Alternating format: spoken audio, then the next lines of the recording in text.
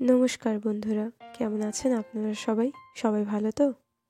আচ্ছা, আপনারা নিশ্চয়ই ইয়ুথ ড্রামাটা সম্পর্কে শুনেছেন, তাই না? এটা বিটিএসদের নিয়ে বানানো ড্রামা। ইয়ুথ মানে যৌবন। ইয়ুথ হলো 7 বন্ধুদের নিয়ে বানানো একটা ড্রামা, যাতে কিনা তারা নিজেদের ব্যথা বেদনা, নিজেদের সিক্রেটগুলোকে নিজেদের সাথেই বয়ে নিয়ে চলছে এবং তারা নিজেদের সংগ্রামের মুখোমুখি হয়।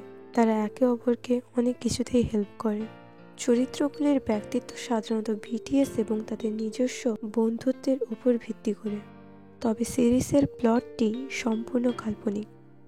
সো আর্মিস, এই ইয়ুথ ড্রামাতে প্রতিটা বিটিএস মেম্বার্সের কী চরিত্র দেখানো হয়েছে তা আজ আমি বাংলাতে এক্সপ্লেন করতে চলেছি। আর যারা চ্যানেলে নতুন এসেছো তারা প্লিজ চ্যানেলটা সাবস্ক্রাইব করে দাও, কারণ এরকম ইন্টারেস্টিং ভিডিও আমি বানাতে থাকি। আর ভিডিওটা খুব ইন্টারেস্টিং হতে চলেছে, তাই না টেনে পুরোটা দেখো, ওকে?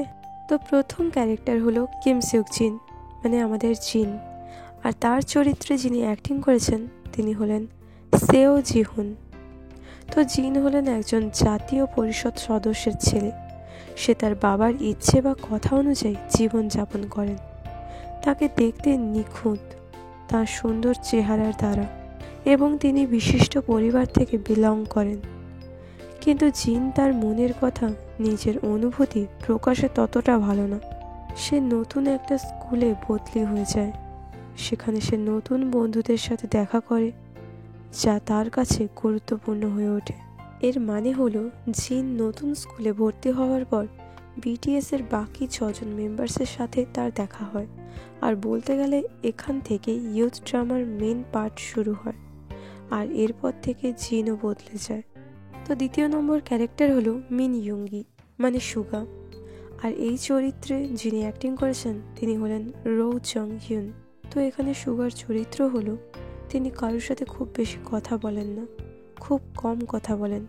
তার নামে একটা ভয়ঙ্কর গুজব ছড়িয়ে গেছে, আর সেই গুজবটা হলো তিনি নাকি তার নিজের বাড়িতে আগুন লাগিয়ে দিয়েছেন এবং তিনি তার মাকে নাকি হত্যা করেছেন। আর তার মার কাছে তিনি ছিলেন পৃথিবীর সমান।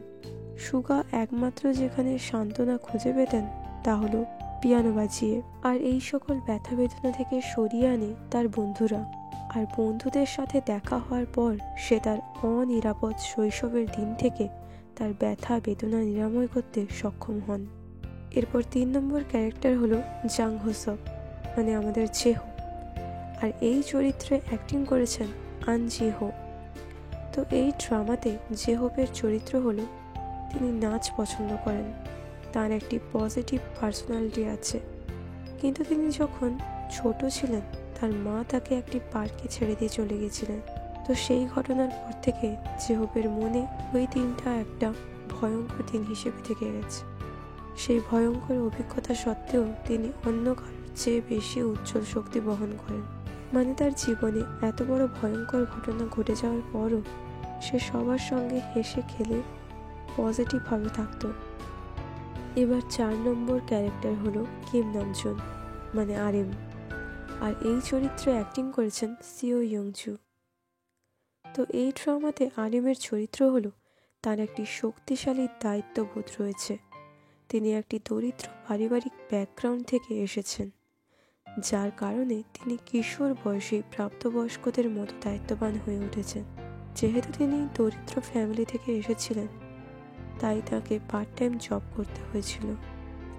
কিন্তু তিনি পড়াশোনায় এত ভালো ছিলেন যে পড়াশোনাতে তিনি সেরা একাডেমিক স্কোর পেতে সক্ষম হয়েছিলেন এত কষ্টের পরেও। এরপর 5 নম্বর ক্যারেক্টার হলো পার্ক জিমিন। আর এই চরিত্রে অ্যাক্টিং করেছেন কিম ইয়নইউ। তো এই ড্রামাতে জিমিনের চরিত্র হলো তিনি একজন উজ্জ্বল হাসির ছেলে। শৈশব থেকে মানসিক আঘাতের কারণে তিনি নিজেকে নিয়ে খুব কনফিউজড থাকতেন। তার পরিবার তাকে ওভার প্রোটেকশনের মধ্যে রাখত, এই জন্য তিনি অনেক মিথ্যে কথাও বলতেন। 6 নম্বর ক্যারেক্টার হলো কিম তেয়ং, মানে ভি। আর এই চরিত্রে অ্যাক্টিং করেছেন জুং হো জিন। এখানে ভি এর চরিত্র দেখানো হয়েছে তিনি একজন মদ্যপ পিতার সাথে থাকেন, মানে তার বাবা প্রচুর পরিমাণে মদ পান করতেন।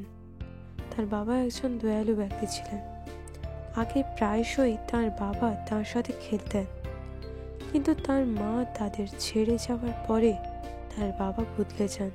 ভি এখনো বিশ্বাস করেন যে তার বাবা সেই বাবা হবেন যেমন তিনি আগেই ছিলেন। তো এবার লাস্ট 7 নম্বর ক্যারেক্টার হলো জিয়ন জাংকুক, আর এই চরিত্রে অ্যাক্টিং করেছেন জিয়ন জিনসিউ। এখানে জেকের চরিত্র দেখানো হয়েছে তিনি জীবন ও মৃত্যুর প্রতি সংবেদনশীল নন। মানে তিনি নিজে মরলেন কি বাঁচলেন তা নিয়ে তার কোনো যায় আসে না, কারণ তিনি একটি নিরাপত্তাহীন পরিবারের সঙ্গে বসবাস করছেন।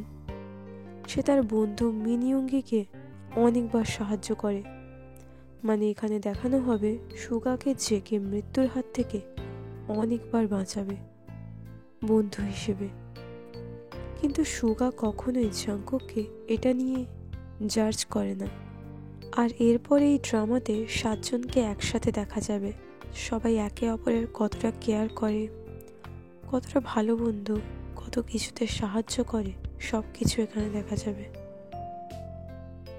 এক একজনের বিপদে অনেকটা পাশে থাকে, হাসি ঠাট্টা সব কিছুতেই পাশে থাকে।